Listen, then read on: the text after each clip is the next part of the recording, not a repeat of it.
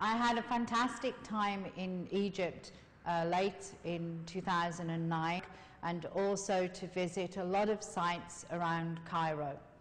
It was very profound. I don't think many people know that out of 80 million Egyptians, 20 million live in Cairo.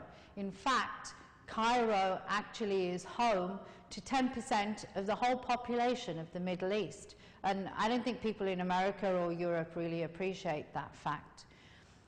When you're in Cairo, the level of pollution is very, very high. The CO2 emissions, you can tell by the behavior of the drivers and the people how it is affecting their health. The lack of oxygen in the city is very profound, and a lot of the areas are very dirty that don't need to be dirty. So what I'm proposing for Egypt as part of the whole continent of Africa program is two programs. One, to build 233 green and sustainable cities across the whole of Egypt. The community groups are organising and mobilising.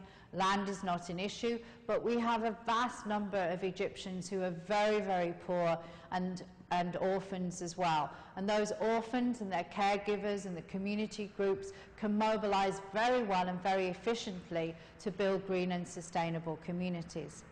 And the second programme that I'm funding is in Cairo itself. Right?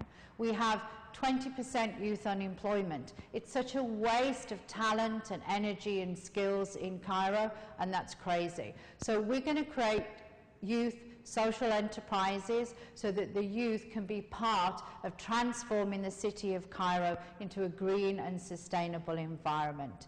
That is going to improve the quality of life for all the residents. It's going to reduce the CO2 emissions. It's going to increase the oxygen levels. We're going to use all the roofs throughout the city to plant green gardens and also to use the solar technology, which, after all, there's no shortage of sun in Egypt whatsoever.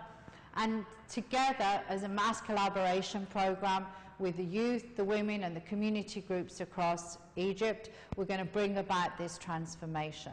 And we have support from the orphans, from the communities, from everybody who wants to be part of the solution instead of part of the problem.